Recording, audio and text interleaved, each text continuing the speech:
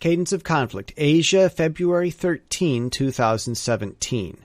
After 3 weeks, President Trump finally had his phone call with Chinese President Xi.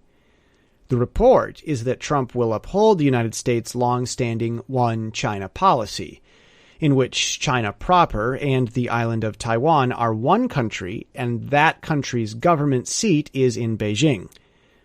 The effect is that the United States does not have an embassy, quote-unquote, with Taiwan, but the U.S. has an institute and Taiwan an economic and cultural office.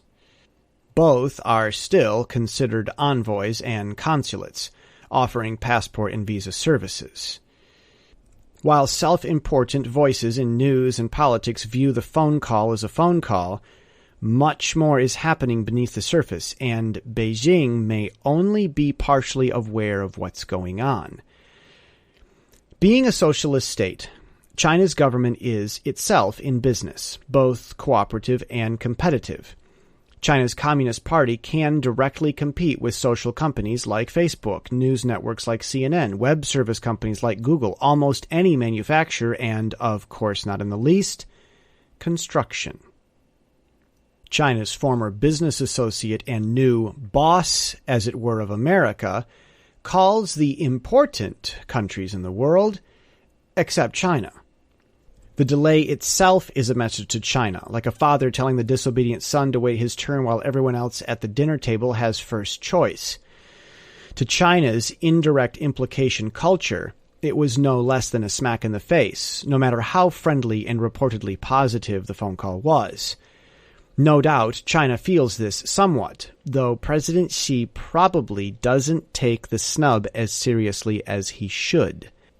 Even allowing state-controlled newspapers, such as Xinhua News, to let 3 weeks of silence be known merely by reporting the phone call shows that Trump knows how to cut through promulgated gatekeeping. Knowing how his old trading partner thinks, Trump knew that Beijing would jump to report the phone call to give President Xi notoriety, forgetting the deeper implication that the phone call didn't happen for 3 weeks into Trump's term. Now, the Chinese people know that Trump didn't talk to their president until 3 weeks after taking office. Yet, he received a phone call from Taipei only days after he was elected. Beijing made sure the people knew that. When trying to control information in one's own country, that was an oversight. If Beijing were wise to the 3-week snub, no newspaper in China would be allowed to report the phone call until 2 months later, with the comment, "Oh, they are presidents. They talk when it suits them." In social battles of implication and indirection, the Chinese have endurance and mastery, but the West has a less frequent and even more subtle way of implication that often eludes the East. It is difficult to recognize deep implication when implication is used on a daily basis for routine communication. Americans trust Trump with China more now, knowing that he can snub them for 3 weeks and state-run Xinhua News will consider it a, quote, good first step.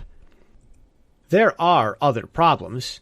Not being able to quit while so far ahead and declare victory after 70 years of war on the books, the U.S. selling weapons to Taiwan, but the 3-week snub trumps them all.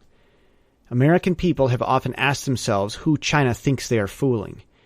After this 3-week snub, thoroughly reported under the title of a phone call, the American people, Democrats and Republicans alike, certainly know who is successfully fooling China. And that is the cadence of the conflict already seen in the Pacific.